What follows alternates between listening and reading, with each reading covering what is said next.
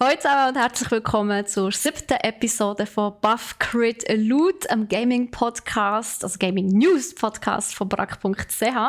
Mit mir, der Steffi, und heute ausnahmsweise mal nicht dem Nico, der hat nämlich einen Termin, den er muss wahrhaben muss. Wir sind schliesslich alles Mitarbeiter von brack.ch, darum haben wir auch noch unser Daily Business, aber er wird ersetzt, oder zumindest heute einmal abgelöst, von unserem Cyril.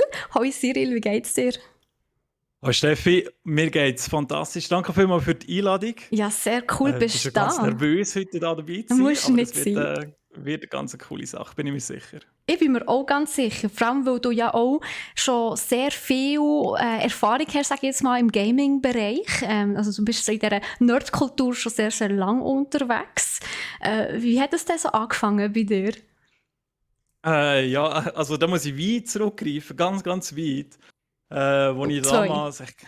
Ja, nein, das schon nicht. Also Okay. ich glaube, etwa 4 bin ich doch schon Ah, gewesen. wow, Und, also doch noch sehr klein, wow. ja, doch sehr klein. Game Boy Classic, der war etwa so gross gewesen wie ich selber. Ich glaube, viele in meinem Alter haben dort so angefangen. Ja. Und ja, klassisch Super Mario Land, ja. Also ich bin nie wirklich weit gekommen, aber es war das einzige Spiel gewesen. Und das ist wichtig gewesen, Hey, aber ja, das dass mit ich dem, dort einen Eindruck gefunden habe. aber das mit dem nie weit kommen, das kenne ich im Fall zu gut. Schon Ja, allein, also mein erstes richtiges Game war ja auch Ocarina of Time gewesen, Zelda. Und ich bin nie aus dem Kokiri-Dorf rausgekommen. Aber die nein! erste, Also ja, weißt du, ich hätte die jetzt erste wenigstens Zeit. Wassertempel, hätte ich ja verstanden, oder? Nein, Aber nein, der Gang hinterher zum Deckelbau mit diesen Pflanzen, die so machen und so rotieren. Hey, ich habe das ist effektiv gruselig gewesen. irgendwann, ja, total, ich habe so Schiss Ja, gehabt. ja. Ich habe irgendwann Ah. mal müssen den Ton abstellen, damit ich es geschafft habe, dort durchzukommen. Aber es geht ja um dich, nicht um mich. Erzähl weiter. Sorry. Ja, schon gut, schon gut. Also ich bin auch gespannt, noch ein bisschen mehr zu erfahren dort über ja, die Steffi und ihre Challenge im Kokiri-Dorf. Aber ja, wie ist es nachher weitergegangen? Also ich habe eigentlich recht lang mit den Handhelds gespielt. Ich habe ewig dann bei meinem Vater mich reingeschlichen und hatte so einen uralten PC gehabt. Und da hast du nicht einmal eine normale Windows-Umgebung gehabt. Da hast du ein Game über, keine Ahnung, so ein Command-Programm Mhm. starten, ganz schlimm. Mhm. Und dort so ein bisschen Jedis Ski-Sports hat das, glaube ich, geheißen. Ich glaube, das kennt keine Sau mehr. Nein. Ja, und dann irgendwelche Rennspiele. Und irgendwann mal ist ein neues gekommen. Und dann richtig angefangen zu spielen habe ich damals mit Siedler 3. Bei den Kollegen natürlich schon vorher immer ein bisschen. Aber ja, die Heime hat es halt immer lang geheissen. Geh gescheiter raus. Ja, Game ist ja Ja, sozial. ja, Game Kommst ist auch viereckige sozial. Augen über. Genau, ganz Halt, schlimm. ja, Ja, halt ja, die ich habe sie ja auch, die Klischees, ja. viereckige auch. Hey, anyway, so schlimm war es nicht gewesen. Ich habe dann auch irgendwann wirklich auf den 14. Geburtstag, nachdem ich 3 Monate haben müssen warten, weil am Anfang ausverkauft, PlayStation 2 bekommen. Wow, wann war das gewesen? Ja, Nein, wenn du es nicht, sonst kann man ausrechnen, wie alt du bist. Das machen wir nicht. ja, also wäre jetzt nicht so schlimm, aber ich mag jetzt nicht rechnen. Das kommt nie gut live, das ist nie gut. Anyway, ich mag mich noch erinnern, dort im Türrahmen gestanden dort und ich bin am SSX, das Snowboard-Spiel am Gaming gewesen, oder? Ich habe gesagt, wow, wie echt? Oh mein Gott, mit der Oder? Grafik damals. Wenn die Ja, Games ja, jetzt würden sehen, was würde sie echt sagen? ja, Wahnsinn. wie echt? Oder? Wahrscheinlich genau gleich, ja. Immer genau das Gleiche, ja, Ja, ja. ja. Aber früher war es halt noch toll, da hast du wirklich, ich habe diese kleinen Sachen schon gefreut. Mhm. Ja, und dann bin ich so ein bisschen dort reingerutscht und dann irgendwann die ersten MMOs angefangen zu spielen. Was war dein erstes Ähm, MMO gewesen? Magst du dich erinnern? ja, sicher, ja, so viele Jahre reingebuttert. Dark Age of Camelot. Okay, oh wow, Ähm, das sagt mir gar nichts tatsächlich. Interessant. Wann ist das erschienen? ja, 06 vielleicht. Okay, ja Müsste ich gut. jetzt googlen. Aber es ist schon eine Weile her, ja. Mhm. Aber es ist einfach cool gewesen, weil es ist klassisch Fantasy war. Es hatte so ein bisschen Folklore drin gehabt von Irland, vom alten Ah, Frankreich und Skandinavien und so. das ist natürlich schon schön, ja. Ja, und es hat eigentlich das Realm versus Realm erfunden gehabt, was ja nachher so Guild Wars ein bisschen adaptiert, also eigentlich die modernen MMOs adaptiert gehabt haben. Das ist dort so richtig aufgekommen. Da hast du 3 Fraktionen gehabt und dann hast du ein PvP-Gebiet und dann eigentlich die 3 Reiche gegeneinander Mhm. kämpfen können, versuchen so Stellungen, Stützpunkte, Festungen einzunehmen. Da ist immer eine Schlacht abgegangen dort. Das ist cool gewesen. Lässig. Ja. Und jetzt spielst du immer noch hauptsächlich auf PlayStation oder Konsole generell, oder hast du ein bisschen auf PC gewechselt? Also auf PC hast du schon gern gespielt, oder? Ja, Was spielst PC du hat jetzt am mich schon lange meisten? Zeit begleitet, bis es nachher halt ein bisschen zu langsam wurde vom System her. Da bin ich mal geschwind Consolero gewesen für ein paar Jahre. Und bin jetzt aber seit einigen Jahren wieder bei der PC Master Race. Die Heime, ja. Beste. Ich hoffe, ich habe jetzt natürlich da nicht gerade ein paar wütende Zuschauer oder so, aber es ist halt einfach, du tust halt ein paar Jahre ein bisschen Grafikkarte upgraden und Das dann ist kannst du so. eigentlich spielen, hast Ruhe, oder? Ja. Und ich meine, ich bin ja davon überzeugt, PS5 gibt es gar nicht, das ist nur ein Mythos. Also ich kenne ein paar, die sie haben. Also ich kann den Mythos wirklich Das Foto widerlegen. gesehen. Ich schon. Ich habe sogar beim Kollegen ich nicht. daheim steht eine im Wohnzimmer. Der Okay. Sack. Ja, ich kann es bestätigen. Es ist echt. Wir haben auch schon drauf gespielt. Okay. Ja, ich glaube das auch, oder? Dass das sicher etwas Tolles ist. Ich kann mir es nur vorstellen in meinen kühnsten Träumen. Falls ich auch mal das Vergnügen habe, so in 10 Jahren, kann ich dann da vielleicht bestätigen. Bis dann ist die PlayStation Gerüchte, 7 die du schon mir draus. aussetzt. Oder sie sind jetzt dort wieder dran, PlayStation 4 neu im Verkaufen. Also von dem her, ja, we will see, wo uns das hertreibt. Auf jeden Fall, was ist denn mittlerweile so dein Lieblingsgenre? Oder was sind so deine Lieblingsgames? Was spielst du am meisten? Aktuell eigentlich wie die Hälfte von den Steam-Nutzer spiele ich Lost Ark und Elden Ring. Ja, momentan eigentlich gerade nur Elden Ring. Das konsumiert deine ganze Seele, oder? Ja. Es ist recht schlimm dadurch. Noch nicht frustriert den Controller geschossen? Oder gehörst du auch nicht so zu dieser Sorte?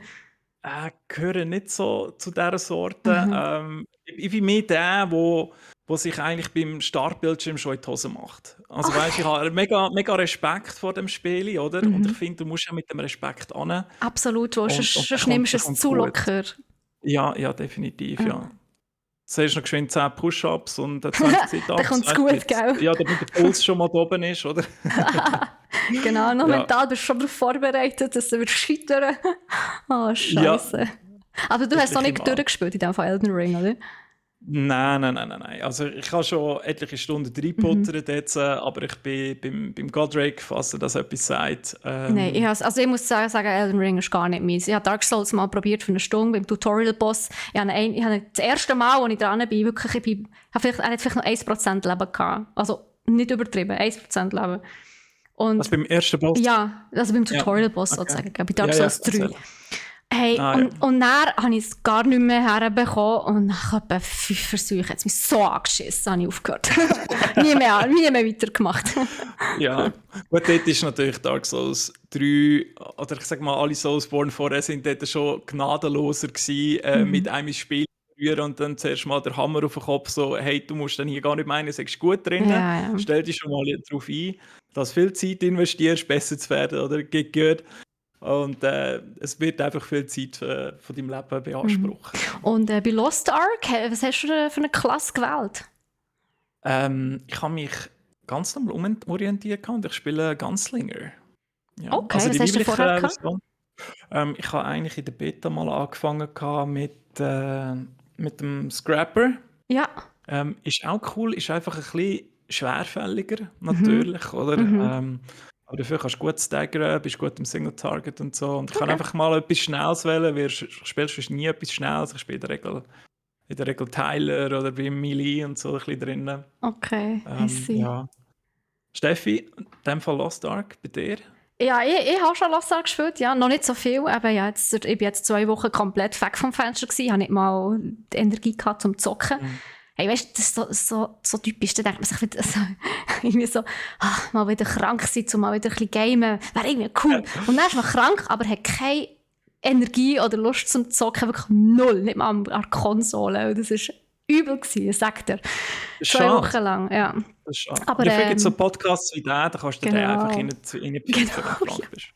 Nein, Lost Ark, ein paar Stunden habe ich schon gespielt. Ich habe 2-mal tatsächlich mit dem Shadowhunter angefangen. Einer ist einfach mal zum kleinen Testen, zum Ausprobieren. Und dann hat er mir ganz gefallen. Und dann habe ich nochmal neu angefangen, wo ich halt mit einem Kollegen zusammen immer spiele. Einmal in der Woche, ja. Genau. Okay. Aber auch schnell, ich spiele halt immer irgendwie Rogue oder so. Ja, von dem, das Ja, gefällt mir ja. halt. Kenne ich Ja. vom WoW, ja. Ja. Ja, und was Lange Jahre. sicher auch herkennst, ist vom D&D. Du bist ja leidenschaftlicher, nicht nur D&D-Spieler, sondern vor allem auch Game Master. Das ist ja dein andere grosses Hobby, oder? Ist es in der Tat. Also wenn man da ein bisschen die Kamera rauf tun, aber ich mache es jetzt nicht wegen dem Fokus, ist das Regal voll mit den Büchern. Und ja, ich glaube, ein Spieler ist schön. Ja, ich habe als Spieler angefangen, da gebe ich dir recht. Aber sobald du mal in die Spielleiterrolle oder Dungeon Master, Game Master, wie es auch immer willst, nennen reinkommst, dann kommst du eigentlich auch dort nicht mehr raus. Also ich glaube, die Game Master draussen, die das selber sind, die werden mir zustimmen. Es ist eher selten der Fall, dass man Spieler ist. Aber das ist eine extrem grosse Leidenschaft von mir.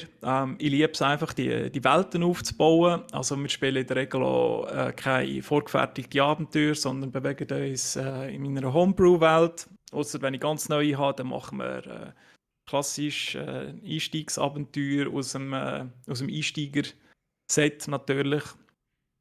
Und angefangen hat das aber eigentlich nicht einmal mit Dungeons and Dragons, sondern mit «Das schwarze Auge». Das Ja. ist das grösste Pen-and-Paper-Rollenspiel im deutschen Raum und sehr etabliert dort. Und dort ja, mit ehemaligen Arbeitskollegen eigentlich dort reingerutscht. Habe ich Witzig. mega toll gefunden.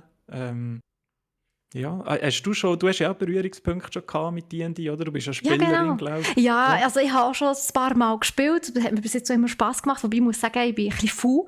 Ich spiele immer Rogue.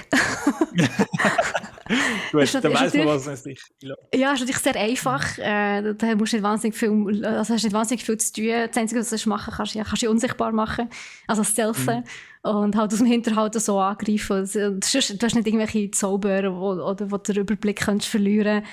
Und ja, darum habe ich es dort ein bisschen einfach gemacht. Ja. Aber das Gut, ist Fakt. ich finde, man muss die Verantwortung vom Rogue oder vom Schurken nicht so abschrauben, weil das ist Also ja in komm, der Regel lob mich der, ein der bisschen, vorausgeht, oder?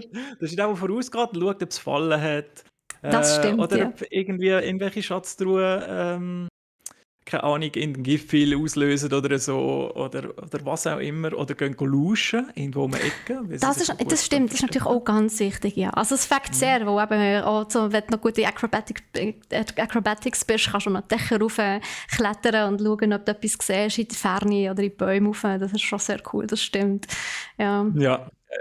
Ja, Und du genau. tust aber deine Kampagne eben meistens selber machen, hast du gesagt. Also beziehungsweise die Story, Map und alles tust du selber Ja, genau, ja. Und ich mache da eigentlich wirklich das Vollpaket, wenn man das so sagen will. Also ich schreibe einerseits schreibe ich aktuell an einem Buch, Kampagne Schrägstrich Quellenbuch, Nice. wo alle Hintergründe drin sind von meiner Welt, wie ist sie entstanden, welche Städte gibt es, was kann man dort erleben. Natürlich auch die ganzen Rassen, weil ja in jeder Welt hat natürlich jede Rasse schon ihren Platz, gewisse vielleicht auch nicht, je nach Welt. Oder vielleicht gibt es eine Welt ohne Elfen, könnte sein, nur mit Orks.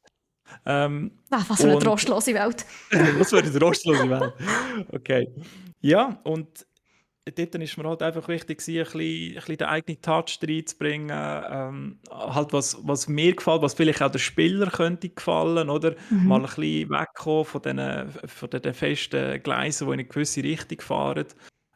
Und das Einfache ist halt eben, wenn du das Ganze selber entwickelst, dass die Spieler dir irgendwelche Fragen können stellen und du kannst sie halt beantworten, weil du hast ja die ganze Welt selber Ja, konstruiert. absolut. Das ist ja oder? fantastisch. Da musst du nicht im Buch blättern, sondern du weißt es dann in der Regel. Ja. Wie lang bist du da schon dran an diesem Buch? Bin jetzt insgesamt sicher schon 1,5 Jahre dran. Wow. Andere haben in 1,5 Jahren sicher schon 2 Bücher geschrieben. Bei mir geht es ein bisschen. Gut, du schaffst Ich ja bin noch, halt kein gell? Schriftsteller. Ja, ich arbeite natürlich nebenzu. Genau, du noch. schaffst vor allem bei uns, bei brack.ch. Ja, sehr wichtig. Ja. Sehr wichtig. Dort arbeite ich natürlich mega gerne, oder? Und will gerne meine Zeit investieren. Vor allem jetzt im Podcast. Ja, Nein, nicht nur mal. Vor allem, du bist ja Product Manager bei der Spielwarenabteilung und du bist ja dafür verantwortlich, das D&D-Sortiment aufzubauen. Ja, Kann man ganz so genau. sagen, eigentlich, oder? Eigentlich schon, Eben, ja. gell? Was ja eigentlich Also- wirklich wie die Faust aufs Auge passt, für dich. also für mich ist ein Traum in Erfüllung gegangen, darum Nice. habe ich hier angefangen, oder? Ja, fair. Ich habe gesehen, bei brack.ch gibt es das ganze Pen-and-Paper-Sortiment noch nicht. Mhm. Das war eine schockierende Erfahrung gewesen für mich. Das Ich glaube ich dir erhole auf mich das Wort. immer noch bis zum heutigen Tag von dem. Oh je. Ich aber sende einen Virtual Hug. Pat, pat. Danke vielmals. Es fühlt sich gerade wärmer an im Herzen. Da bin ich froh. Ja, ich bin jetzt halt dort dran. Es ist aber echt ein grosses Ding, oder? Wenn man natürlich von 0 auf 100 dort reinsteigen will. Weil das Coole ist, es gibt ja nicht nur Bücher, es gibt ja auch die ganzen Figuren, es gibt Terrain und alles drum und dran. Und meine Aufgabe ist dort halt jetzt so ein bisschen das Gesamtpaket können, auf brack.ch zu bringen und auch ein bisschen vorzuselektionieren, dass wir halt die tollen Sachen anbieten und auch ein Lager haben, wie wir das schon auch immer haben. Und das ist halt einfach schön, weil ich mich selber damit beschäftige und weil ich jetzt das eigentlich noch im Job auch darf, mitbringen so So quasi. cool. Kannst du schon sagen, per wann dass wir das Sortiment etwa vollständig bei uns im Shop wird sein? Auf Ja. Brack.ch? Also die ganz, ganz scharfe Augen haben, werden schon gesehen haben, dass es bei der Familie Baby-Spielwaren schon eine Pen-and-Paper- und Tabletop-Rubrik gibt. Aber es lohnt sich momentan noch nicht zu schauen, weil natürlich wir noch am Aufbau sind, aber es sind so gewisse Abläufe, hindurch, die vorgängig getroffen werden. Und ich denke, es wird so Mai jetzt, werden wir anpeilen, Anfangs Mitte Mai. Sehr, sehr cool. Ja, ich bin natürlich weniger bei der Spielware und erst recht nicht bei Baby unterwegs. Darum habe ich das noch nicht gesehen. Wir sind halt eine ganz andere Abteilung leider. Aber gell, eben D&D ist genauso Nerdtum, sage ich jetzt einmal, wie Gamen. Und darum finde ich es auch mega cool, dass wir auch ein bisschen über D&Ds reden können. Vor allem, dass wir eben jetzt das Sortiment hier aufbauen. Das finde ich richtig, richtig nice. Also vor allem du. Merci an dich an dieser Stelle und an deine Chefin. Liebes Grüß an Caro an dieser Stelle. Ja, danke Caro. Ja, sie ist natürlich auch voll dabei. Oder? Sie spielt auch in meiner Gruppe, also das ist schon cool. Erübrigt sich eigentlich alles Weitere. Sehr geil. Ja, voll. Und was natürlich wir an dieser Stelle auch noch gerade anteasern können, Cyril, ist, dass du ja deine eigenen Twitch-Formate wirst bekommen. Und ich freue mich henne drauf.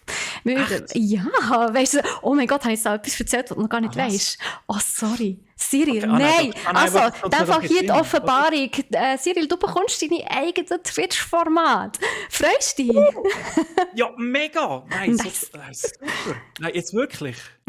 Da geht ein Traum in Erfüllung. Hey, danke vielmals. Steffi, Okay. merci vielmals. Ich meine, du bist ja auf Knie angekrochen und hast mich angebettelt. Also von dem her habe ich natürlich schon müssen schauen, dass ich dir den Wunsch erfüllen kann. Ja, ich habe einfach um alles in der Welt das D&D anbringen zu euch, oder? Genau. Nein, natürlich habe ich schon davon gewusst, dass wir zusammen planen, logischerweise. Nein, Und, stell dir vor.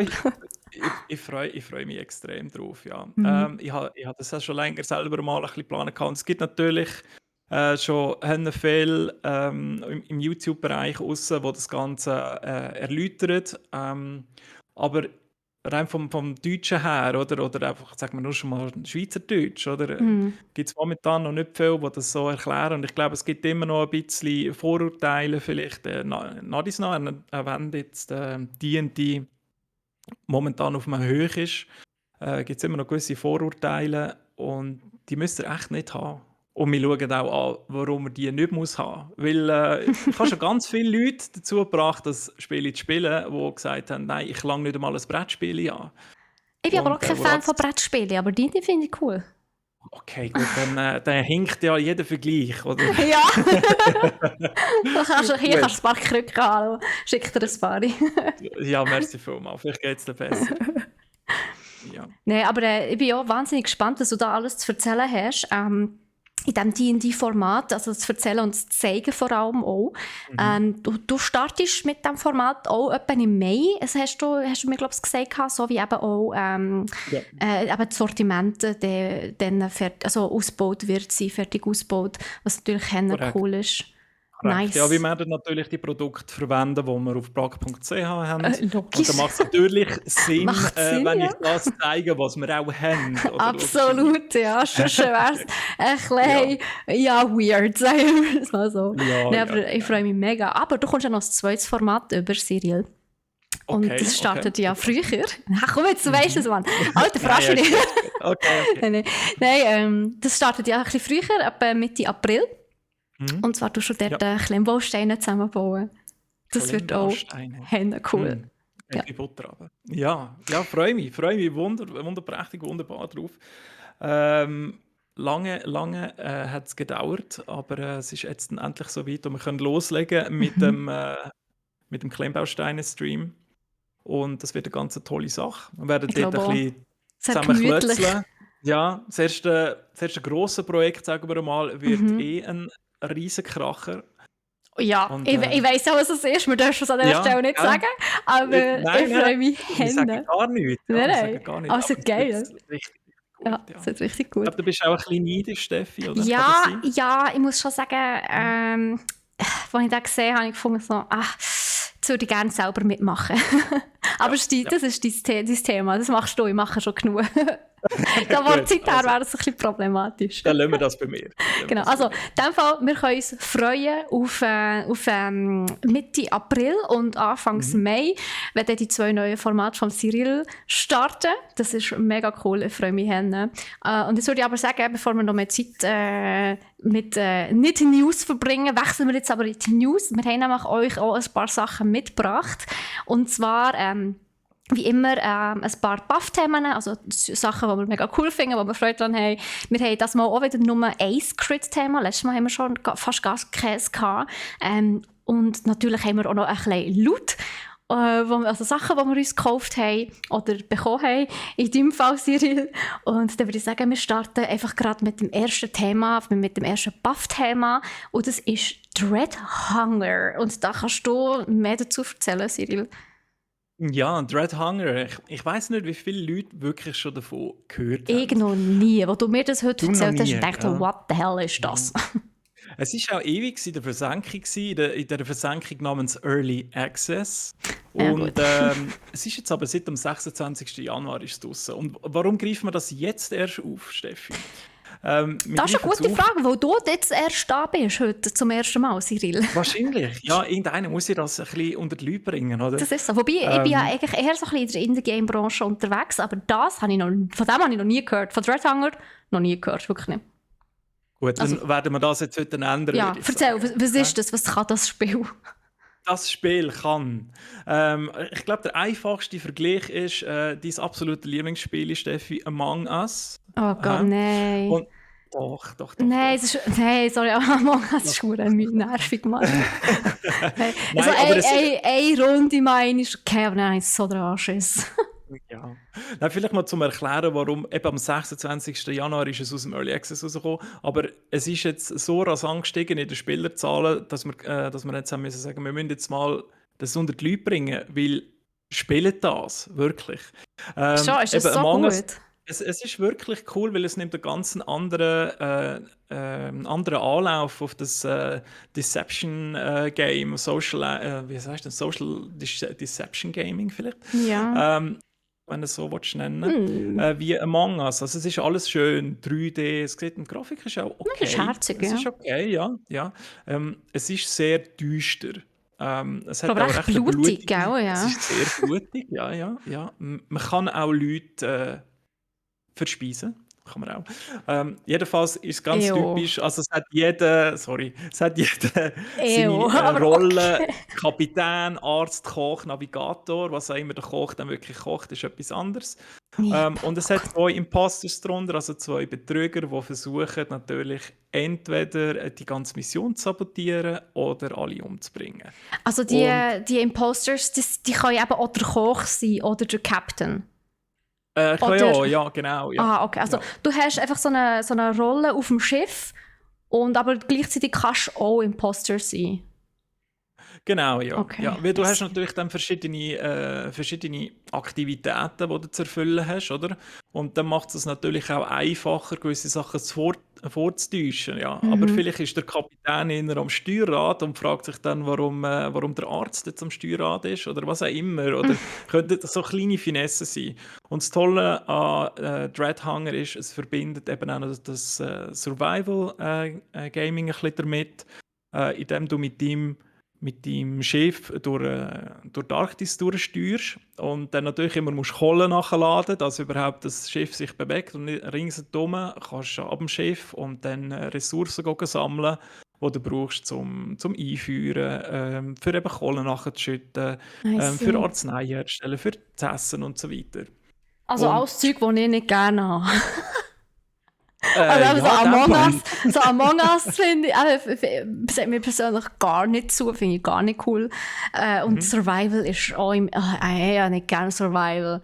Ja, Das es ist vielleicht ein ist bisschen so, ausgelutscht momentan ja, Survival. das Aber sicher ich auch finde die ein Kombi finde ich eben sehr interessant, weil es gibt ja Konstellationen während dem Spiel natürlich, wo du kannst vorgeben, etwas zu sammeln. Also sagen wir jetzt mal, du sammelst Kohle, ganz toll, oder? Du bräuchtest ja, damit mit dem Schiff für dich kommst und damit irgendwann ans Ziel kommst. Wenn du aber der Imposter bist, dann bringst du natürlich die Kohle nicht zurück aufs Schiff, nein. Du rührst sie einfach raus ins ins Meer. Wasser. Oh Ja, shit, okay. genau. Und so kannst du das auch machen mit irgendwelchen Leichen oder so. Und kannst einfach alles verschwinden lassen. Und das ist ganz toll. Ja. Ja, in dem Fall. Leute, ihr habt es gehört, das spielt Dreadhunger. Die Empfehlung vor Woche vom Cyril. Er ist richtig Absolut. gehypt. Ja, Wenn und er sonst, mal wenn ihr nicht mal Elden Ring reinschauen- spielt, spielt er das. Ja, genau. Ja. Interesting. Ja gut, so viel zu Dreadhunger, denke ich mal, oder? Oder hast du noch etwas hinzuzufügen? Ich kann nur noch sagen, eben die YouTuber greifen es langsam auf. Also es Ah. wird früher oder später der Hype. Also, Spielen Sie jetzt, dann gehören ihr zu den Ersten und können noch die Empfehlung an eure Kollegen abgeben. Oder? Also, die Das haben sind sie die jetzt erst Coolen. gehört. Genau. Also ich gehe mal davon aus, der Nico, also beziehungsweise Nico würde es auch sagen, ja, jetzt in 1-2 Wochen oder in ein paar Tagen kommt er wahrscheinlich der Hand-of-Blood mit seinem ersten Review. Etwa so. Vielleicht schon, ja. Ja. Also ich meine, beim Sterzig ist es jetzt schon gesehen. Wahrscheinlich. Und der Hand of Blood auch noch. Ich weiß nicht, vielleicht hat das auch schon Das muss angeschaut, sich- damals im Early Access. Könnte Das ich mir kann natürlich auch gut sein, ja. Ja, Item. Etwas, was vielleicht ein bisschen näher ist bei den meisten von uns, ist der Xbox Game Pass. Das ist ja eigentlich eine sehr gäbige Erfindung, sage ich mal, sehr praktisch. Etwas, also sicher, wo auch Zukunft ist, und Xbox legt ja sehr viel Fokus auf den Xbox Game Pass. Das ist ja nichts Neues. Das Einzige, was ja auch ein bisschen mühsam war, ist, dass du Games immer mit dem Controller müssen spielen. Also du hast gar keine Möglichkeit gehabt, mit Maus und Tastatur zu spielen. Und gerade am PC, viele PC-Spieler sind sich das auch gewannet, mit Maus und Tastatur zu spielen. Ich weiss nicht, wie es bei dir ist, Cyril. Ich denke mal, wird auch ähnlich sein. Auch viele MMORPGs kannst du gar nicht wirklich mit Controller spielen. Das wäre komisch. Ja, also man versucht sich schon ein bisschen anzupassen. Ich nenne da jetzt mal Final Fantasy XIV, was sich super lässt, spielen mit dem Controller. Okay. Oder Elden Ring. Aber sonst natürlich lieber Tastatur und Maus, gebe ich dir recht. Ja, gell, es ist halt einfach in vielen Sachen sehr etabliert. Vor allem eben, wenn man am PC spielt, spielt man meistens mit Maus-Tastatur. Es geht mir auch so. Ich meine, ich komme ja aus der E-Sports-Branche. Dort war erst recht alles mit Maus und Tastatur, vor allem im CS und so. League of Legends, ganz klar. Oder? Ja, also ja, mal anscheinend ja eben schon. Aber ja, ich bin auch der Meinung, mit Maus und Tastatur kannst du einfach viel präziser und schneller zielen. Darum gibt es ja für Controller mittlerweile so Aim-Rings, wo du nicht hinten nachkommen. Genau. Ja, Item. ja, eben. Auf jeden Fall hat jetzt Microsoft angekündigt, dass es für das Cloud Gaming, also dass man eben gewisse Games, ich meine, klar, die sind natürlich für die Xbox-Konsole meistens konfiguriert und programmiert. Jetzt hat eben Microsoft aber angekündigt, dass sie daran arbeiten, dass man gewisse Games, ich denke mal nicht alle, so kleine Indie-Games, wahrscheinlich wird es schwierig, aber dass man die meisten Games das auch mit Tastatur und Maus am PC wird können spielen über Cloud-Service. Und das finde ich auf jeden Fall ein Schritt in die richtige Richtung. Und, ja, ist natürlich toll, weil du holst natürlich einerseits die Xbox-Spieler ab, andererseits PC-Spieler. Genau. Ich meine, mit dem Windows hast du ja schon alles integriert von Xbox Absolut. und so. Das ist ja einfach eine logische Konsequenz. Oder? Da muss man Absolut. sich eigentlich nur fragen, wieso hat es so lange gedauert? Ja, sag nichts. Also ich muss zwar sagen, ich habe auch einen Xbox-Controller und ich habe keine Xbox-Konsole. Ich habe den Controller explizit gekauft, für am PC mit dem zu spielen. Und ich spiele gerne mit dem Controller. Gewisse Spiele sind einfach einfacher. Gewisse du schon einen Xbox-Controller, den du mit dem am PC spielst, gell? Aber du hast keine Xbox. Mal? Ah, du hast nicht so. Nicht Ah, die okay. neue. Aha, okay, Ja. gut, fair. Aber Ja. nein, ich habe darum gar keine Xbox-Konsole und ich spiele effektiv einfach sehr gerne mit dem Controller am PC, wo ich einfach finde, gewisse Games sind zum Steuern halt echt geiler so. Ja. Aber das sind halt die Games, die auf Konsole, also für Konsolen halt programmiert sind. Und ja, wenn du dich schnell kannst umgewöhnen und ich meine, sind wir ehrlich, wenn jemand sich mit den Controllern, mit den verschiedenen, die es gibt, ein bisschen auseinandergesetzt hat oder es schon mal angeschaut hat, ein bisschen genauer, oder schon mal gespielt hat, der weiss, dass jeder Controller einfach wieder anders ist und verschiedene Button-Dreier drin hat. Also A, B sind vertauscht, X, Y sind vertauscht und das ist so mühsam.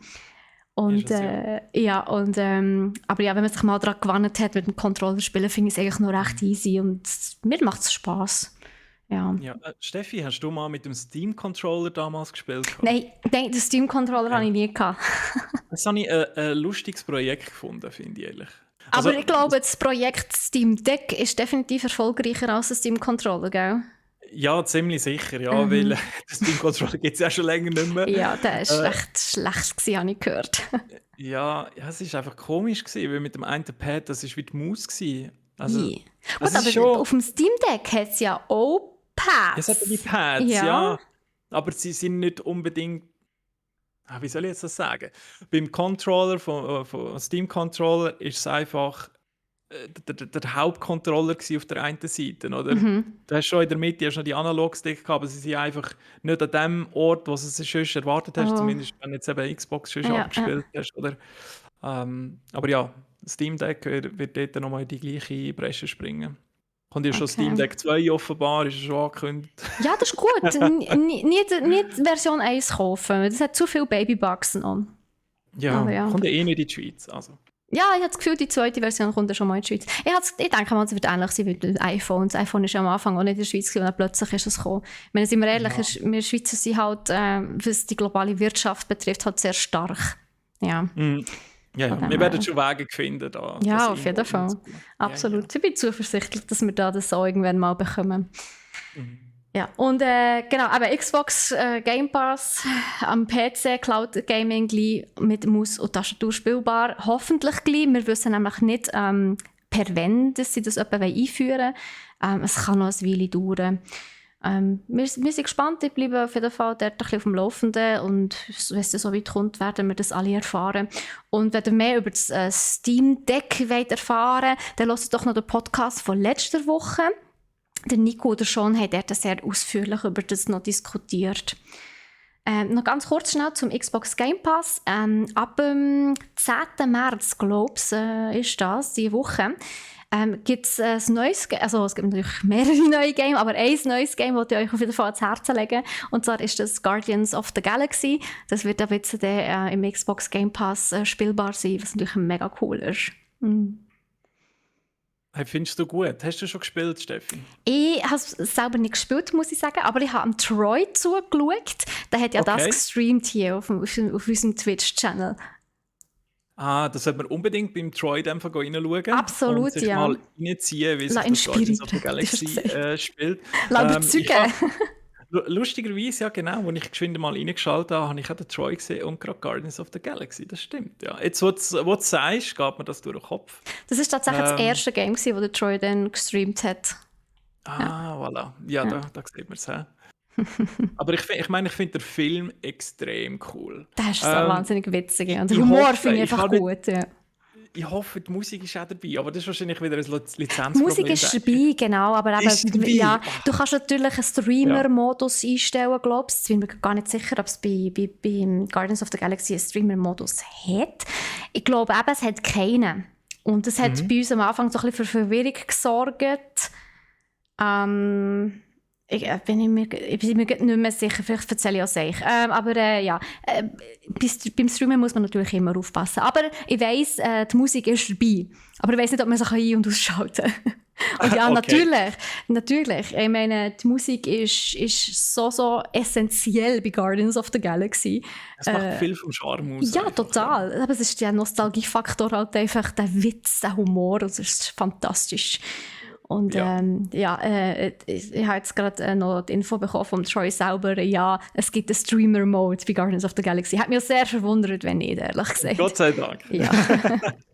Okay. Ja, was aber auch, was ich aber gespielt habe, zwar nicht fertig, du glaubst auch nicht, wie ich vorher rausgehört habe, ist The Witcher gewesen. Leider, ja. Also ich Also, muss es auch ist sagen, schlimm. ja, also ich habe ja einen neuen PC und zwei neue Monitore. Und jetzt kann ich endlich mal mit geiler Grafik spielen. Und ich habe das Gefühl, ich könnte mir vorstellen, dass ich The Witcher wieder aufgreife und mal wieder ein paar Stunden wieder damit verbringen. Ja, ich glaube, das wirst du nicht bereuen, oder? Nein, ich Also denke so eben, nicht. wie du leider auch nie fertig geschafft. Es zieht sich nicht im negativen Sinn. Das Problem sind die braucht ganzen einfach, Nebenquests. ja, es sind eben das, die willst du einfach alle machen, weil sie sind alle toll, Ja, oder? und ich meine, jemand, der nur die Hauptquests spielt, ist doch ein Psychopath. Sorry. Nein, Falls ihr euch wirklich angesprochen nur fühlt, Achievement Hunters. ich habe meine Meinung. Also erst meine Meinung steht dazu. Okay, also weißt du was, dann sagen wir jetzt, du fährst nochmal an und wenn ich dann mal bei mir den PC upgradet habe, fange ich auch nochmal an, dann tun wir uns austauschen, weil es die coolsten Sidequests sind. Ja, also ich fange nicht nochmal an, wo wahnsinnig viele Stunden habe ich jetzt nicht gespielt, aber wahrscheinlich zu viel, um nochmal anfangen. Aber ich spiele einfach dann mal weiter. Okay. Irgendwann dann mal, wenn ich dann mal Zeit habe. Obwohl im Okay. Moment habe ich ganz viele andere Sachen, wo mir unter den Nägeln brennen, die ich gerne würde spielen. Aber Ja, der Monat ist ja Witcher. sowieso erdrückend. Eigentlich haben wir gar nicht Witcher. über das Spiel... Ja, hey, dieser Monat ist so Ja, viel eigentlich rausgekommen. Wahnsinn, ja. Aber eigentlich haben wir gar nicht über das Game reden, sondern über die zweite Season von Netflix-Serie. Ja. Ich habe nämlich die jetzt endlich mal schauen. Endlich. Ja, endlich. Es ist wirklich so. Ich habe zwar immer darauf gewartet, wo ich gedacht habe, ja, vielleicht schaue ich es mit meinem Freund zusammen, aber jetzt habe ich gefunden, ich frage ihn mal, ob er das wirklich unbedingt mit mir schauen will, wo schaue ich es allein. Und dann hat er gefunden, nein, mach nur. Wo ich weiss, dass er nicht so Fan war von der ersten Season, und das kann ich absolut verstehen, muss ich sagen. Ich habe jetzt die erste Season auch nicht wahnsinnig geil gefunden. Also sie ist... Ich weiß nicht, wie Also du es so braucht hast. Du kommst halt nicht raus. Die ganzen Rückblenden, die nicht schnallst, dass es Rückblenden sind, die ganzen Figuren, die einfach irgendwie reingedroppt werden. Du hast keine Ahnung, wer das ist so, oder was sie für eine Rolle spielen, oder warum jetzt die wichtig sind.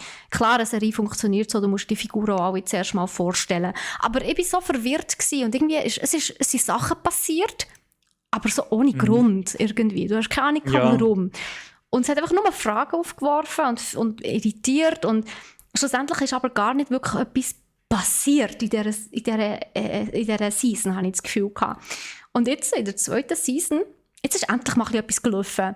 Und auch mit den Verstrickungen, mit den Charakteren, die so richtig deep geworden sind, mit den verschiedenen Geschehnissen, mit den Plot-Twists vor allem auch, muss ich wirklich sagen, die zweite Season habe ich richtig gefeiert.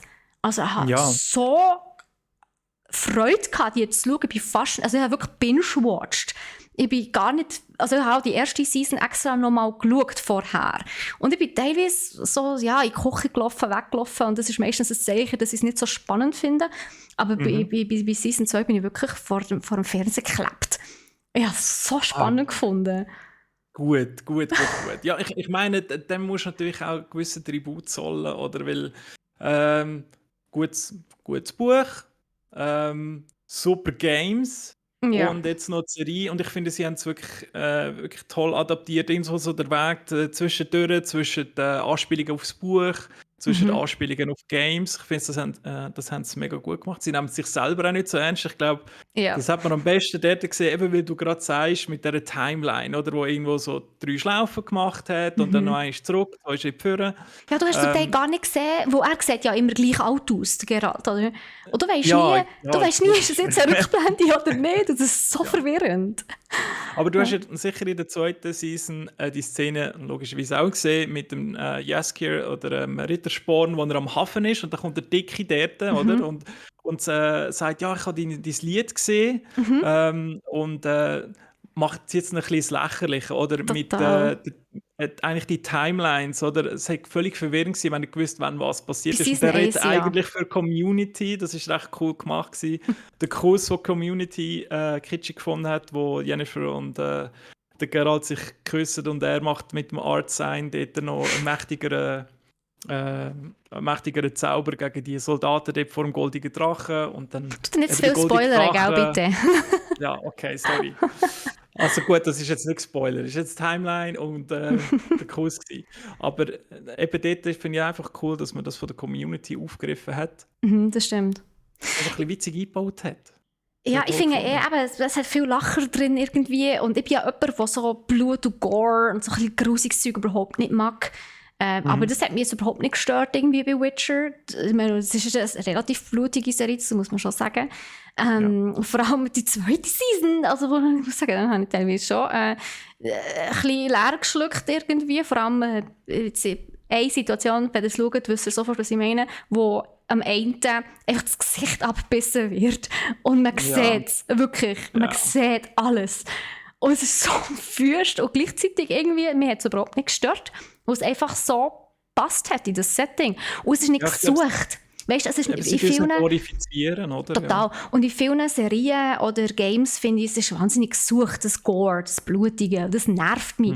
Aber bei Witcher Season 2 hat mir das echt wahnsinnig passend gedacht, alles. So, klar, es ist nicht schön zum Anschauen, aber es ist nicht störend irgendwie in meinen Augen. Und was mich halt wirklich geflasht hat, sind eben die verschiedenen Figuren, wie die sich entwickelt haben. Also die Entwicklung, die sie durchgemacht haben, jetzt schon allein nur in der zweiten Season, was sie alles durchlebt haben, finde ich wahnsinnig spannend.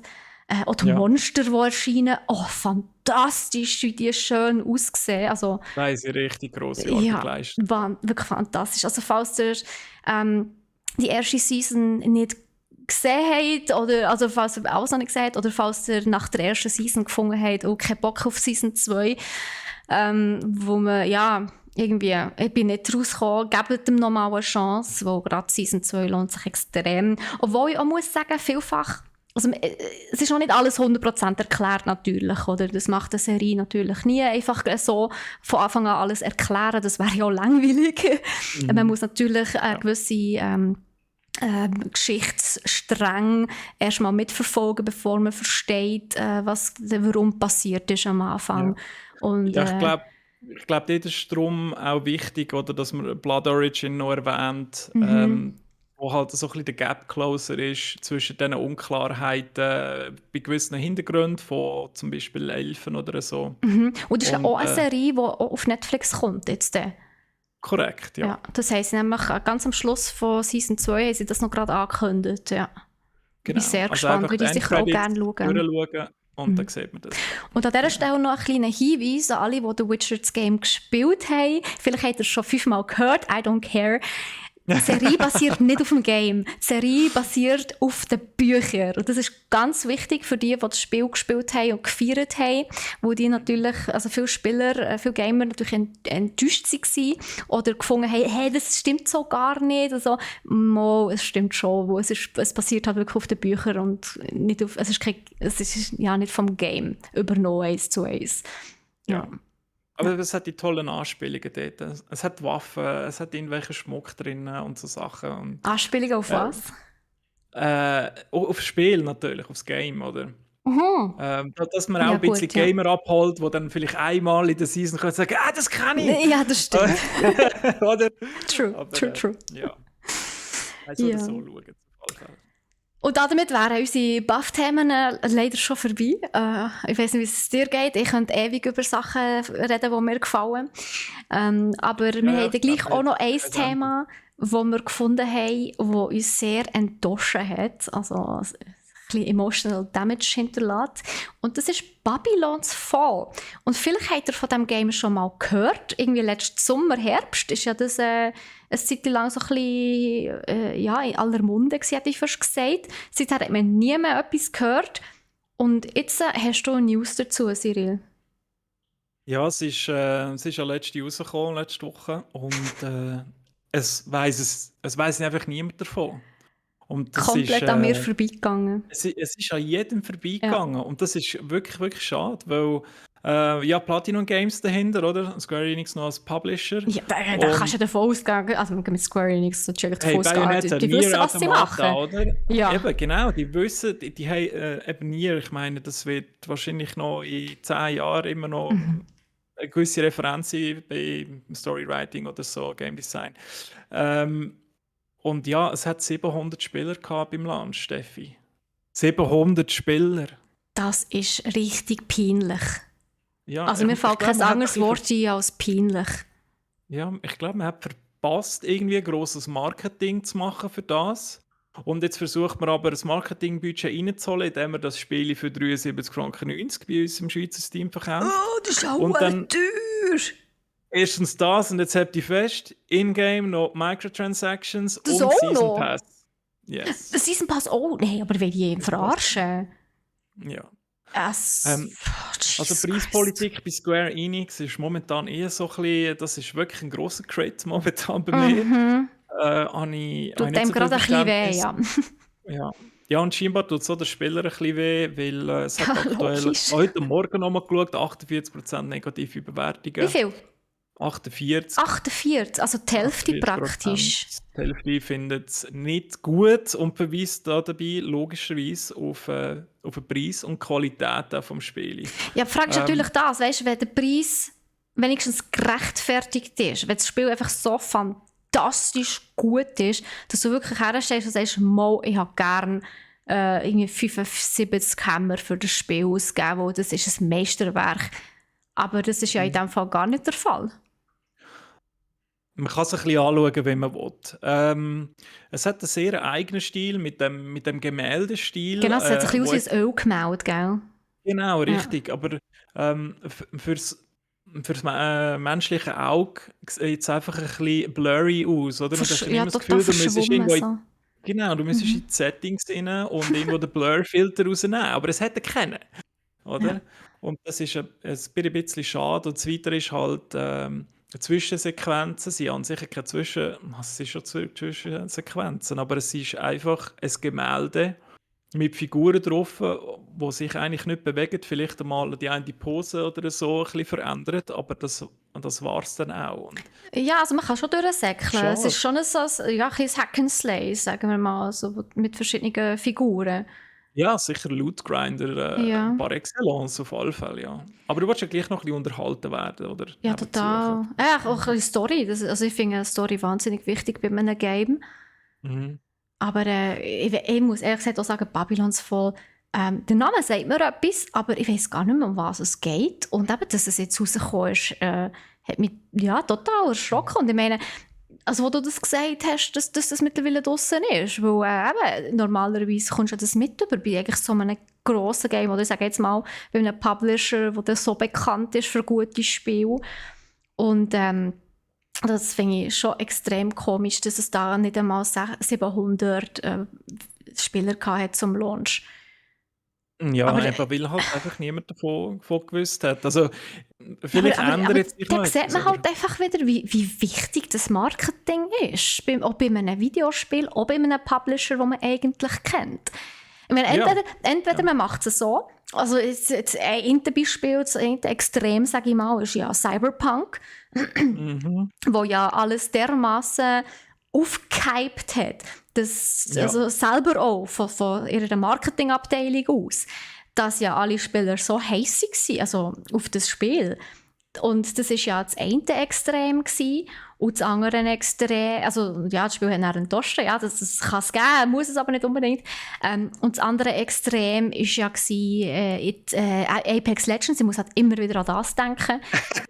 Ja, wirklich absolut niemand hat von diesem Spiel gewusst, und es ist von heute auf morgen erschienen, und alle wollten es spielen, wo alle so überrascht waren und so, oh geil, ich muss das gerade spielen. Und ich kann mich einfach noch erinnern, wo das erschienen ist. Ja. Absolut, ja, dann sind natürlich Battle Royales gerade mega gehypt, sie hat auch noch nicht viel gegeben. Ich glaube sogar nur Fortnite, wenn ich es recht im Kopf habe, sonst gar keins. PUBG. Also Rocket League hat es schon. Ja, stimmt, PUBG hat es dann auch schon gegeben. Stimmt, und Rocket League natürlich auch. Ja gut, Rocket League ist ja kein Battle Royale, sorry. Es ist eine Battle Arena. Nein, aber nein, es ist aber Apex Legends hat es wahnsinnig gut gemacht, aber das war halt so ein Guerilla-Schachzug gewesen. Und aber Ja. entweder man übertreibt es wie Cyberpunk oder man macht so Guerilla-Style wie mit Apex Legends. Aber Wozu so ein tendierst du, Steffi? Zwischending wie jetzt hier bei Babylons Fall funktioniert das anscheinend gar nicht. Zu was ich tendiere? Ja. Ich würde eher von Anfang an ein transparentes, solides Marketing, eine Story aufbauen, sage ich jetzt einmal, wo aber nicht übertreibt und nicht die Sachen verspricht, wo man nicht kann, einhalten kann, aber gleich Sachen teasern, die einem neugierig machen. Und halt, das ist halt mit Marketing so, wenn man etwas Neues rausholt, dann muss halt die Leute auf dem Laufenden halten, also wirklich durchgehend sozusagen. Und wenn du das natürlich 3 Jahre im Vorfeld schon ankündigst, ja, dass es alle noch wissen nach 3 Jahren, ist eher unwahrscheinlich. Also, geht heutzutage so viele verschiedene Games, fast jeden Tag, sage ich jetzt, released werden. Da musst du natürlich entweder mega im Gedächtnis bleiben oder du musst halt immer wieder den Leuten sagen, so, hey, es gibt mich, ich bin da. Und ja. Also eben, Cyberpunk hat es diesbezüglich eigentlich gut gemacht, vom Marketing her, aber halt einfach zu übertrieben und hat Sachen versprochen, die sie dann nicht haben einhalten können. Ja. Aber so, ja, man sieht, so wie Babylons funktioniert es einfach effektiv nicht. Und das ist sehr schade, ja. ja, und ich habe das Gefühl, das Einzige, was Babylon Fall noch retten könnte, ist, wenn es Free-to-Play im Xbox Game Pass wäre. Aber sie sind ja PS-exklusiv, hätte ich fast gesagt. Das gibt es ja nur auf, auf der PS4, auf der PS5 und auf Steam. Es gibt es nicht mal auf dem Xbox Game Pass. Und ich habe das Gefühl, das wäre so ihre letzte Rettung gewesen, sage ich jetzt einmal. Ja, Also meinst du so wie nicht? es jetzt aussieht, ja, ich denke, man wird jetzt einfach müssen warten, einen Weg, bis es runterkommt mit dem Preis. Ja, Weil aber der aktuell, so wie es zahlt schon da steht, 75 Stutz für das Game und meine Grafik sieht wirklich aus, als hättest du also wirklich einen reinen Fettfleck drauf auf dem Bildschirm. Ja. ja, also ich finde es extrem schade, dass man mit so hohen Preisen überhaupt jetzt reingeht in die aktuelle Zeit, oder? Weil es vermittelt nicht unbedingt, dass ein Spiel qualitativ hochwertig ist oder so, nur weil es teuer ist. Davon sind wir schon lange weg, oder? Ja. Und dann kann man aber nicht kommen, ja, Square Enix ist dahinter und Platinum Games hat da schon gewisse Erfahrung. Wir machen hochkarätige Spiele, also können wir die Spiele teurer verkaufen. Da gibt es genug Beispiele da draussen, die genau das Gegenteil beweisen oder sogar Absolut. Free-to-Play gehen. Absolut. Ich meine, bestes Beispiel Lost Ark, Free-to-Play. Theoretisch. Du musst eigentlich kein Geld reinstecken. Gut, das ist natürlich Copy-Paste aus dem Osten. Gut, es kommt ja aus dem Osten. Eben ja, Copy-Paste aus dem Osten, Ja. oder? Man Aha, hat so einfach meinst du, quasi okay. Also Amazon nicht mehr eine hat, Zeit gekauft und ja, das stimmt. lokalisiert. Das stimmt. Ja. Ja, aber ja, es funktioniert heutzutage, also sagen wir es so, es geht heutzutage immer wie mehr in die Richtung eigentlich, dass ein Game dann funktioniert, wenn es Free-to-Play ist und halt In-Game-Shop, also In-Game-Shop hat, aber Mikrotransaktionen. Und dann können die Leute immer noch entscheiden, wie viel Geld das sie ausgeben wollen. Wo, sind wir ehrlich, wenn ich ein Game spiele, oder wenn ich mir ein Game kaufe und ich spiele 2 Stunden, dann bin ich sauer. 2 Stunden sind nicht viel, ausser es ist so ein Indie-Game, wo nur 2 Stunden geht. Aber ich rede jetzt mal von einem Game, das grösser ist und auch, also sagen wir etwa 100 Stunden gehen und irgendwie 50, 60 Stutz kosten hat und ich zahle den Vollpreis und spiele dann nur 1-2 Stunden, dann scheisst mir das an, dass ich so viel Geld liegen. Hankerum, wenn ich ein Free-to-Play habe und ich spiele mehrere Stunden, also ich verbringe viel Zeit in diesem Spiel, dann bin ich auch eher gewillt, mal etwas Geld auszugeben. Wo dann denke ich mir so, hey, ich habe schon so viel Zeit in das Spiel investiert und es gefällt mir so sehr, ja, ich gönne mir jetzt den Bonus, sozusagen, oder? Und dann bin ich auch gewillt, ein bisschen Geld auszugeben dafür. Aber dann habe ich mich dazu entschieden, dann ist es freiwillig und dann habe ich Freude daran, dass ich mir etwas gegönnt habe. Oder? Ja, es ist halt so. Und andersrum schießt es mich einfach nur an. Und ich habe auch das Gefühl, es kommt irgendwie mehr. Es kommt auch irgendwie mehr, dass Games Free-to-Play sind und dann durch Ingame-Währung sich finanzieren. Ja, ich finde halt einfach, wenn du Geld verlangst, dann bist du wie dem Spieler noch ein bisschen Informationen schuldig, oder? Du bist wahnsinnig viel schuldig, ja. Ich nehme jetzt gerade ein aktuelles Beispiel, Age of Empires 4. ein guter Launch. Viele haben es gerade gezockt gehabt. Es hat ein paar Spieler darunter gehabt von früher, Viper, Hera und so weiter. Sie sind natürlich gerade übergezügelt, haben das wollen competitive spielen. Ist vom Balancing her eigentlich nicht spielbar gewesen auf diesem Niveau.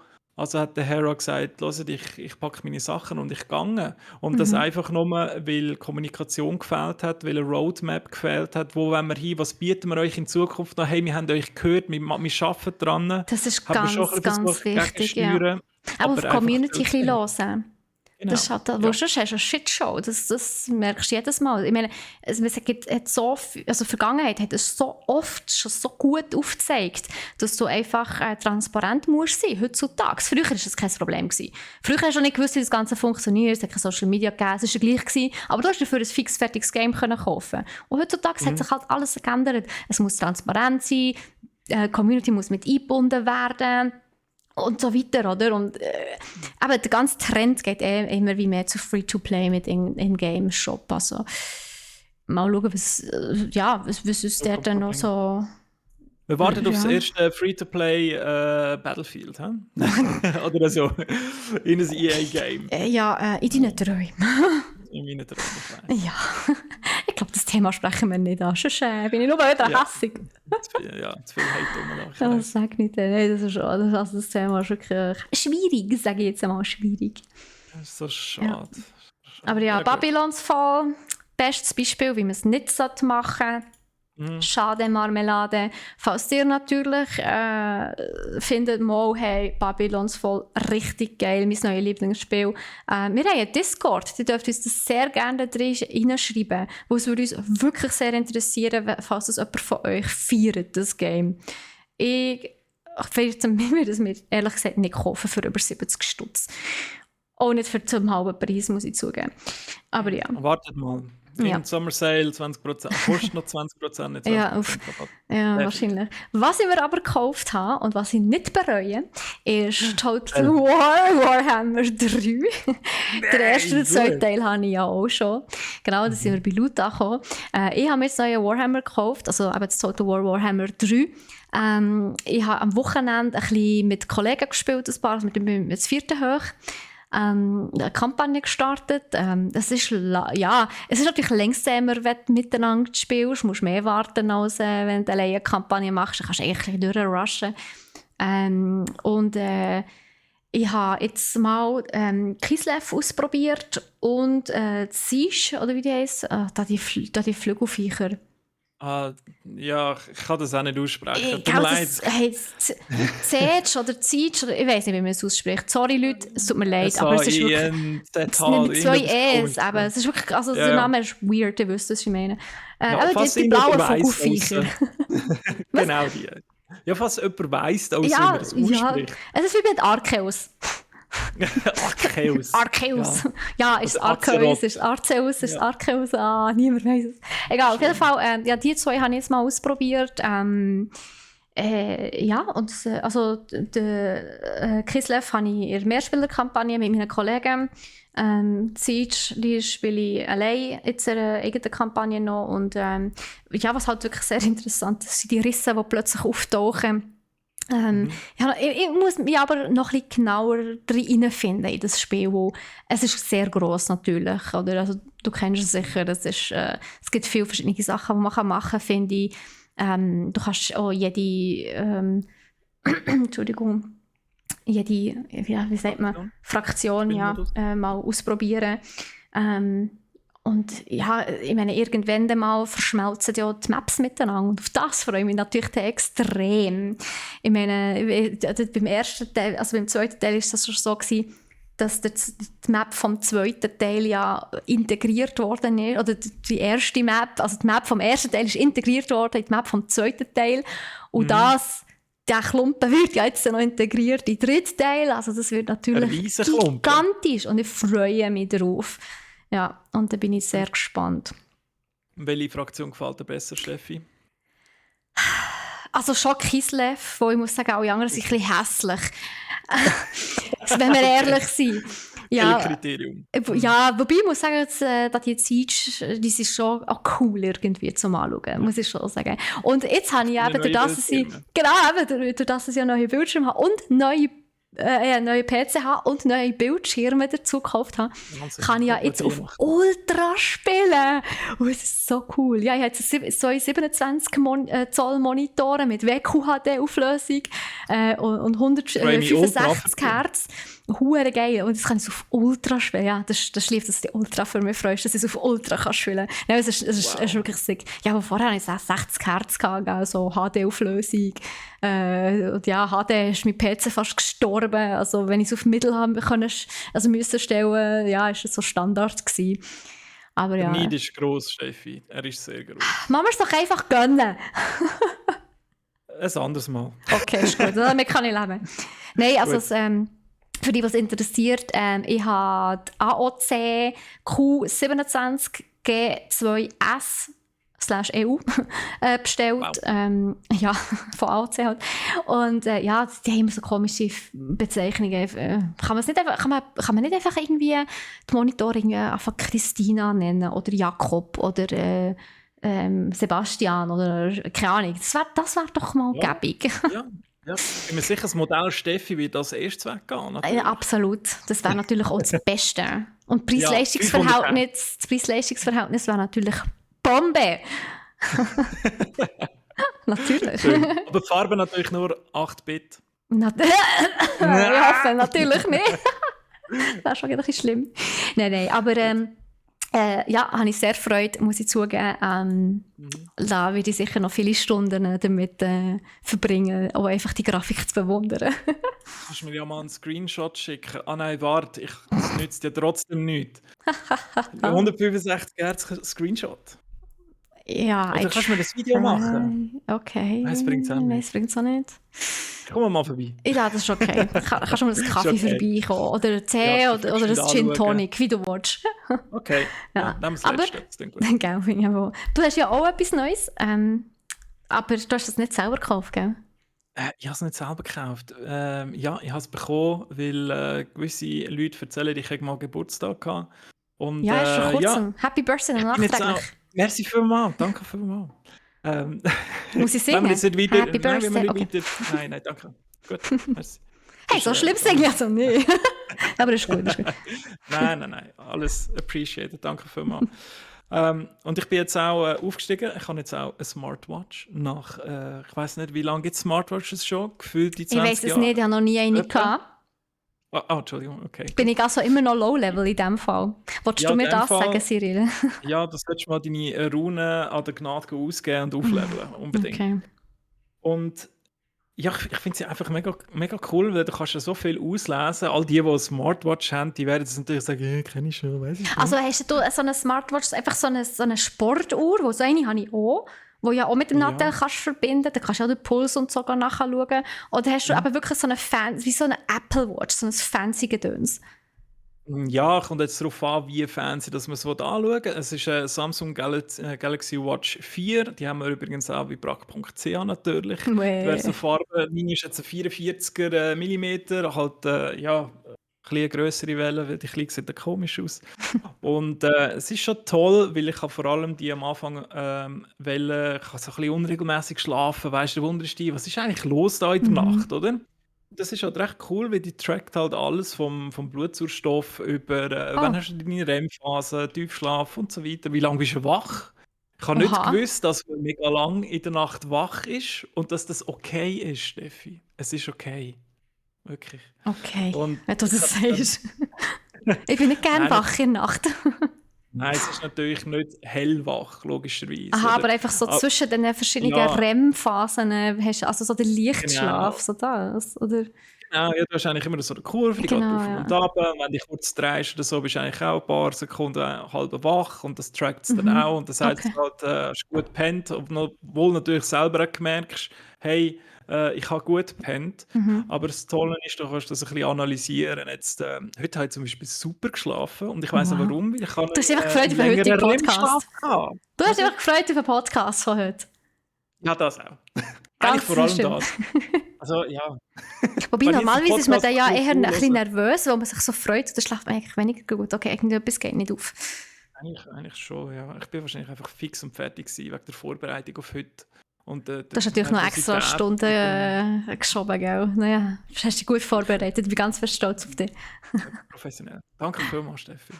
Ja, aber ich habe fest Freude. Und für die noch keine Smartwatches haben, es ist wirklich etwas Cooles. Und es gibt auch nicht Apple Watches, die ein bisschen weniger kosten und etwa genauso viel können. Nice. Also wirklich toll. Wunderbar. Ja, cool. Dann sind wir eigentlich an dieser Stelle auch schon am Schluss vom Podcast angekommen. Leute, wie gesagt, also wie schon erwähnt hat und wie jedes Mal, geht unbedingt auch die anderen Podcast-Folgen noch hören auf Spotify oder kommt in unserem Discord vorbei. Der Link bzw. alle Links zu unseren Social-Media-Kanälen sind in den Shownotes. Und ja, kommt mitdiskutieren. Wir haben auch eine Kategorie, also einen Channel, der «Redet mal über» heisst, wo ihr auch Themen vorschlagen könnt, die wir natürlich sehr gerne mit aufnehmen, falls wir da gerade etwas dazu beitragen können. Und ja, dann würde ich an dieser Stelle einfach gerade sagen, merci vielmals, Cyril, bist du dabei gewesen. Sehr Merci für gerne, den es hat mich Einsatz, mega merci für gefreut. den Mehrwert, den du gebracht Wenn hast. ich euch beitragen konnte. Danke Absolut. vielmals, Steffi. Und dann sehen wir uns schon gleich, Mitte April, auf Twitch, gell, Cyril, mit deinem neuen Format. Und Ja, unbedingt vorbeischauen. Genau, und wir sehen uns am Dienstag zu einem Gaming-Stream und am Mittwoch gibt es wieder einen Gaming-Stream auch auf die 3 und am Freitag nochmal auf die 2. Und der Podcast kommt immer auf die 4 am Dienstag auf Spotify. Nicht verpassen, schön followen, damit ihr es immer schön in eure Playlist reingeschoben bekommt, hätte ich fast gesagt. Tschüss zusammen, schön, dass ihr da gewesen. Merci vielmals. Tschüss, miteinander. Jetzt darf ich husten. So, jetzt müssen wir nicht mehr so anständig tun, oder? Also, wir sind noch live, von dem her. Nein, ja, ist nur ein Witz. Natürlich. Nein, aber Leute, ich habe gesehen, ein paar haben noch etwas geschrieben. Also nicht viel, aber es ist ein bisschen etwas geschrieben worden. Genau, das Bitty hat geschrieben, dass wir eben Podcasts am machen sind. Der Luki fand ja gemeint, ein guter in diesem Fall. Das ist, glaube ich, dann gekommen, wo du gesagt hast, dass man sich gegenseitig bei Dreadhanger aufessen kann. Oh, ganz fein. Es ist im Moment gegangen, aber ich weiss, dass sie nicht auf den Chat antworten, bis der Podcastaufnahme beendet ist. Genau, Luki, super, das ist wunderbar, dass du das schon so weißt. Und ja, toll, also Steffi, ihre Stimme scheint zumindest 45 Minuten durchzuhaben. Länger sogar. Ich bin auch sehr froh, obwohl ich ab und zu mal einen kleinen Aussetzer habe. Aber es ist auch schon besser als letzte Woche. Das ist also wirklich crazy, der Unterschied, ja. Und der Troy ist eben auch noch schnell reinschauen. Genau, und er hat eben gesagt, dass es einen Streamer-Mode gibt bei Guardians of the Galaxy. Von dem her, ja, die Musik kann man abschalten zum Streamen. Yes. Aber ja, falls keine weiteren Fragen oder so sind oder Bemerkungen hier jetzt live auf Twitch im Stream, dann würde ich sagen, Leute, wir uns verabschieden. Ich bin morgen am 3 eben wieder mit dem Gaming hier am Start. Ich streame Sable. Seht ihr das etwas, Cyril? Leider nicht, nein. Schade. Sable ist ein Indie-Game, ganz eine spezielle Grafik, sehr minimalistisch. Und es ist eigentlich ein reines Erkundungsspiel, ohne Kämpfe. Eigentlich glaubst du, also relativ friedlich. Schon fast ein bisschen meditativ, kann man sagen. Und du tust echt die Gegend erkundigen, du kannst her, wo du willst. Es erinnert vom Look her ein bisschen. Ja, vielleicht ein bisschen, ja. Aber es hat ein bisschen etwas vom Stil her von Star Wars. Also weißt du, so von den fliegenden Geräten und so, von diesen Hover-Dingen, wo du unterwegs bist damit. Ja, also sehr, sehr cool. Genau, das gibt es morgen bei mir im Gaming-Stream am 3. Am Mittwoch streamt der Troy Kena Bridge of Spirits weiter, wenn ich es recht im Kopf habe. Also ich wüsste auch nichts anderes. Und am Freitag gibt es dann der Stream vom Blake. Der ist letzte Woche ja leider auch ausgefallen. Letzte Woche war echt spärlich mit den Streams. Krankheitshalber, aber eben, was willst du machen, gell? Der spielt Shadow Warrior 3. Also cool. auch eher ein bisschen wüst. eher ein bisschen wüst. Ja, aber dann Ja, haben wir eigentlich ein recht gute guten Abwechslung, Ausgleich. gell? Ja, definitiv. Finde ich aber Ja. auch. Also ich finde es auch toll, weißt, wenn du nach dem Elden Ring noch ein bisschen etwas Meditatives eben kannst spielen, Saber Dämpfer, ich ziehe mir das mal rein. Ich kann dann aber Sable ein bisschen heisst runterkommen. Sable. Sable, Sable, wie Entschuldigung. Sable. Nicht Saber. Also, Ja, ja, was ist also, Sable? ja, es wird geschrieben wie ein Sable, wie das Gütsi. Hm. Habe Ja, ich auch gerne. ja, ich gehe. Aber ja, Leute, kommen zuschauen. Und ja, dann sehen wir uns dann.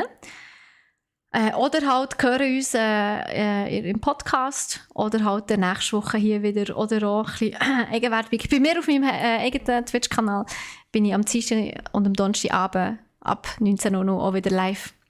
Yes, sir. Yes, Und dann würde madam. ich sagen, bleibt gesund. Habt's Unbedingt. gut. Bleibt gesund. Das ist ganz schlimm im Moment. Habt Sorge und wir sehen uns und hören uns. Merci, dass ihr da gewesen. Tschüss zusammen. Danke vielmals. Tschüss miteinander.